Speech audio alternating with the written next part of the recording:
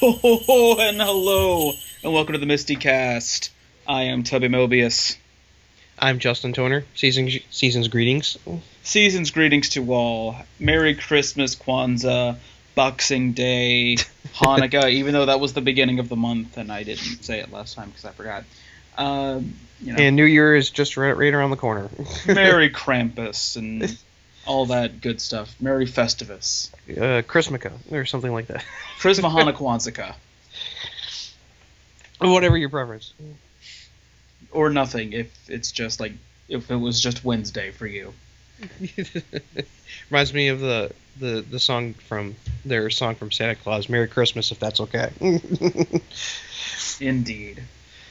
But we're not talking about Santa Claus today. No, we're talking about Santa Claus Conquers the Martians. And not just one version of the riff, but two, because frankly, I didn't get to see the RiffTrax version of Santa Claus Conquers the Martians. Justin did, and I decided we might as well just talk about them both to pad out the episode.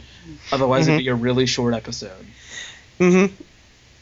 So, with that in mind, we're going to start with the Cinematic Titanic version, which is one of their studio riffs. I enjoy immensely.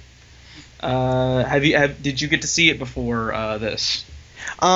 No, it was one of the. There's a couple of Cinematic Titanics I haven't watched, and this was one of them. So I finally got to take the time to watch it recently, thanks to Hulu. And I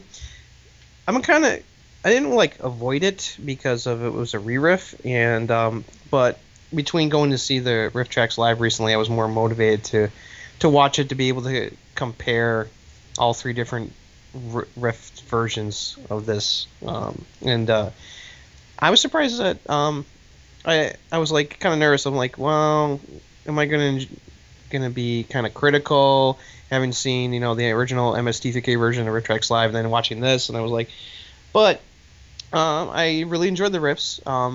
I didn't watch too much of the video. I watched the host segments. I was kind of more listening to the riffs because I don't need to watch the movie. It's like, right. I paid attention to the opening segment, which you were right is very funny. Where as soon as Trace finds out that they're gonna do Santa Claus Conquers the Martians again, he flips out and tries to escape, screaming like a ninny. It has to get dragged back into the theater. That was a really nice bit. It's a nice callback to MST3K for that. Don't call it a film. We know better. Yeah, don't call it a film. We know better. I also liked the other segment where Joel pauses the movie so that he can give everyone Christmas gifts, and that was pretty funny too. Especially how extravagant some of them got compared to what he gave Josh. Josh tried to ruin it by pointing out they were possibly two-dimensional images. Yeah, very funny. But I really like the riffing. I'm glad that there was no repeats. They really went out of their way in the Cinematic Titanic version to come up with some new material, and it definitely helped that they're riffing a more uncut version, which same thing that the RiffTrax crew did, where they didn't have to cut anything out this time. So scenes that they had to cut out for the MST3K version because of commercials and all that gave them a little bit more stuff to work with, and I really like some of the jokes in the CT version. One of my favorites is Frank's was like, "Stop killing us through your damn Pollyanna routine." I think Chief means dick in Martian. Yeah. And oh god, I forget who said it. Do you remember who said Dub Droppo like the Martian Dane cook? I think maybe it was Josh. That one kind of killed me. just kind of like, yes, he's annoying. They definitely updated some of the pop culture references, which I really liked. Glade Space Freshener. Yeah, that was a good one. Yeah, I was really surprised that how much I enjoyed it. I mean, it's not thinking I was gonna get bad, but I thought I was gonna be more okay, yeah, I've heard that before, but no, all the jokes are really fresh for this one for me. They did a good job of not rehashing stuff for this re-riff. Oh yeah, it worked very well.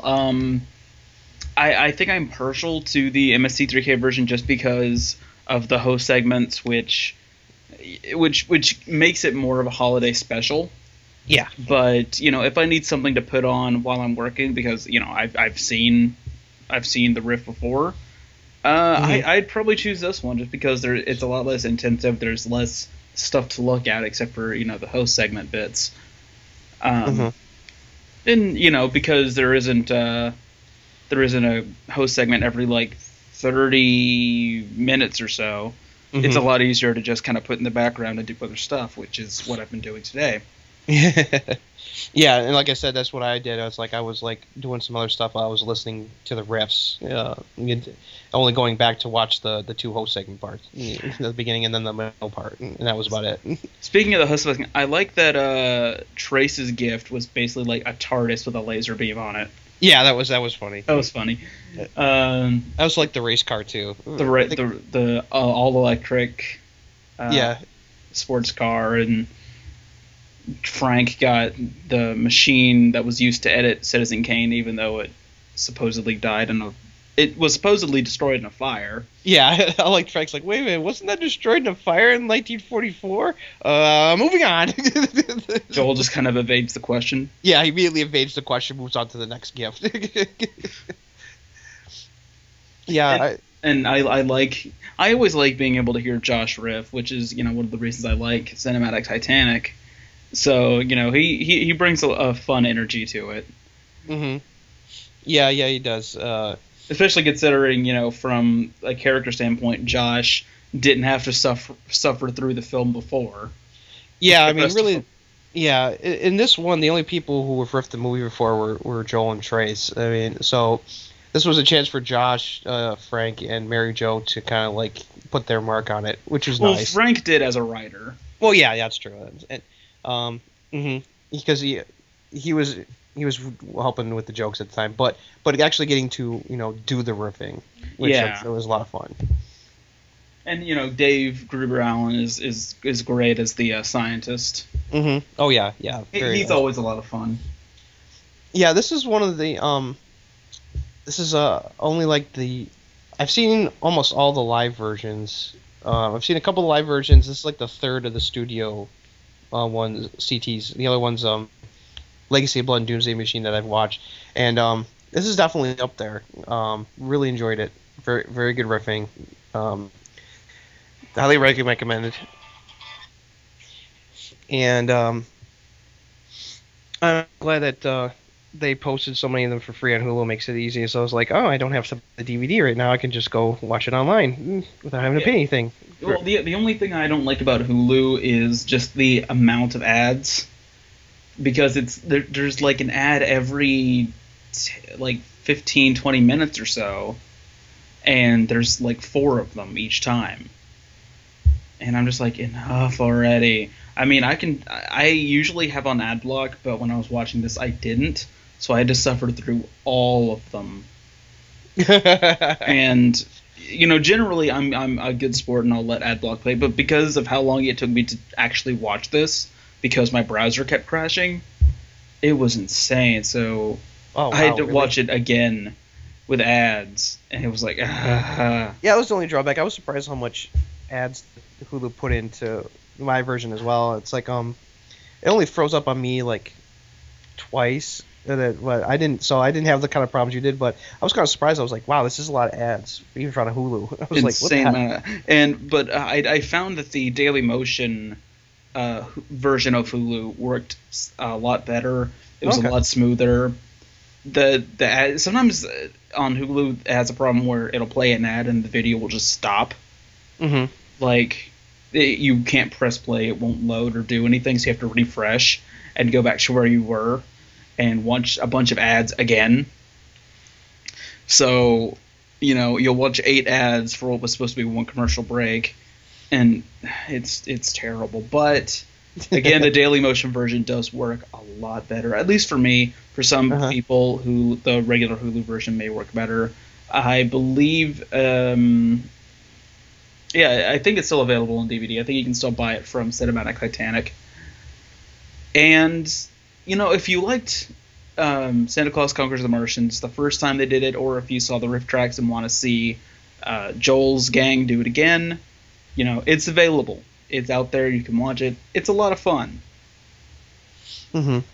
It's very much, very very much like Manos in the way that it can be riffed very, very many times in different ways, and the jokes still work. Yeah. And I know a lot of fans are always apprehensive whenever stuff is re-riffed. Santa Claus has been re-riffed twice. We've had Manos re-riffed. And that's understandable because it's kind of like, well, is it this really necessary? I mean, then you got to compare it to the original, but as I'll explain too after I talk about the RiffTrax live version, each one has been different, and there's no repetitiveness, which really helps. It's like the guys, all of them have strived to make sure that they're not rehashing old material, so that each riff version has its own unique feel to it. So that I approve of. Or going back to same group doing a movie multiple times, RiffTrax doing Plan 9. They have like 3 different versions doing Plan 9 alone. Mm-hmm. It's like the original Mike Nelson, the live version, and one with Kevin and Bill. Yep. And they're all great. Mm-hmm. It's like they've re-riffed like Birdemic twice. Night of the Living Dead has been done multiple times. It's like, so it's not becoming nothing new, but I can understand why some fans are kind of a little irked. Like, come on, can you just like we want more new material. It's like, do you really need to re-riff this? But my opinion is, as long as it's done well, I'll enjoy it. It's like I was really surprised. Like RiffTrax Live Manos from was really surprised me because I was a little apprehensive about that, but they did a heck of a job with RiffTrax Live of Manos. Yeah, why don't you go and talk about the Santa Claus Conquers the Martians RiffTrax? Regale us, because I wasn't able to go. It was a lot of fun. They really kind of cut to the chase with this one. They only did one short before they dove into the movie again. It was like Mushroom Nightmare Fueled one. It was like Santa and the Ice Queen Princess, I believe it was called. It was just like a really bizarre thing. The whole plot of it was this brownie working for Santa named Snoopy is regaling a story about how the Ice Princess brought a bunch of Santa's toys to life, which is exactly 7 toys, to teach him a lesson, I guess. And it's like the doll and the toy soldier fall in love. It's just like, it's really weird. And for those who watched it, it's like they got it right out of the way. It's like, even before, I was kind of thinking it, and then Kevin voiced it going, "Mr. B, move over," because the Snoopy character was kind of like really in, like, I was getting Mr. B natural vibes right off the bat, and then when he said it, I nearly died, because I was like it was like Kevin was reading my mind, because I was thinking the exact same thing even before he said it. But it was really good riffing of the short, and then they dove into the movie, and it was really entertaining. They came up with some really good new material this time. I was like really surprised. It's been a while, so I can't give exactly like what my favorite riffs are, but people were laughing in the theater and having a really good time. Our theater was like, I think like almost like half full, so it was a pretty decent turnout. I mean, especially since, like, in a city like Rochester, it's being shown, at least in the RiffTrax Live was in 2 different locations in the city. So, we went to one that's like just like literally like right down the street from where I live here in the city, or Regal, and it was like, and so it was a good turnout. It was fun, and I had a really nice time. I was satisfied because, it's like I said before, it's like when you go into one of these re-refs, it's kind of like, okay, let's see how they do, but it was really good. they nailed it. So I was very happy afterwards. We were both like, that was really good. I wouldn't say it was like the best of the RiffTrax lives. A couple others are like my favorites, but this was good and solid. Wouldn't call it maybe my favorite of the three. I think like you, I'll still prefer the original. Not like maybe not because of the riffs, but just the overall package, especially the original whole segments in the MST3K version are so wonderful to me. So, but thumbs up for this one for sure. Awesome. When it comes out, has it been released on DVD yet? I'm not sure. No, I don't think it's not even available as a VOD yet. Okay. Probably maybe in January. Yeah, they probably early January. Because it takes a bit for them to do that. Yeah. They've already released some other VODs. Just recently, it's like stuff like Treasure of the Amazon and A Trip to the Moon and stuff like that. So probably maybe in like another month or so, we'll probably see it available either as a DVD or a video on demand. So, okay. So definitely it's worth checking out. Yeah. That reminds me. Oh, that reminds me. Another re-riff. They just RiffTrax redid Mr. B Natural, the complete uncut version, which I didn't know until maybe about like a year or so ago, because apparently they had to actually cut out footage from that when they riffed it back on MST3K. So there you go. Yeah, I've been told a lot was cut out of the MST3K version. So I'm definitely gonna try to get my hands on that just to compare, so, and see what was cut out, because I heard at least it was like 10 minutes or more that they cut out, because like the whole short, as itself is available on YouTube. Yeah, it's like public domain now, I believe. Yeah, it's been public a lot. It's like that's how it's easy. Shorts are all easy for them because it's like just about all of them are like public domain stuff. Especially like educational stuff. Right. So they don't have to worry about rights for that stuff. But I think it was like at least like a half an hour, which is pretty long for a short. Kind of reminded me of like Assignment Venezuela, which is about half an hour. But yeah, I'm definitely gonna check that out. All right. So cool. Yeah, I can't wait for it to come out on DVD because I really want to see it. Mm-hmm. I like I said, I like seeing how they do the same material over, because that's always interesting to watch. Mm-hmm. When it comes out, I'll either bum it off a friend, or I'll buy it myself with Christmas money. Did you get any kind of MST3K related gifts for Christmas or anything? No, I got Doctor Who stuff and other TV shows which are controversial right now, so I'm not going to talk about them. So, well, my parents treated me. They got me the MST3K 25th anniversary edition DVD in the tin. Nice. So that.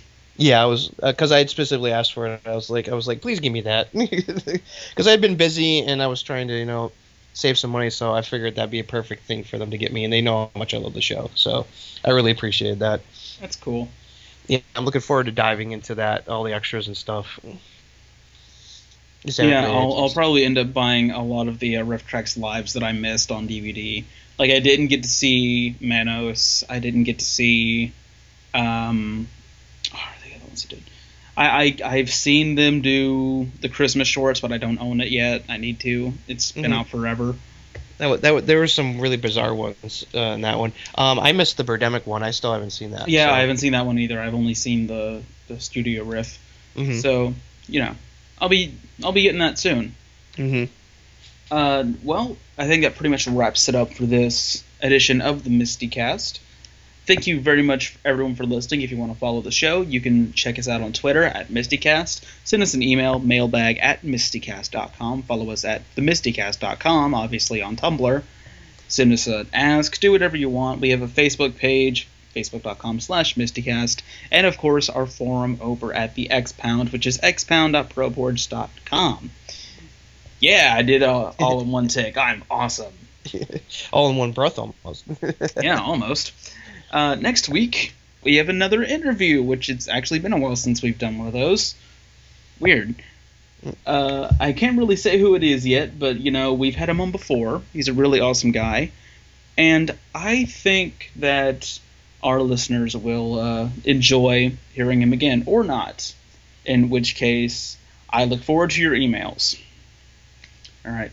Thank you very much for listening. I'm Toby Mobius. And I'm Justin Toner. Bad actor says what?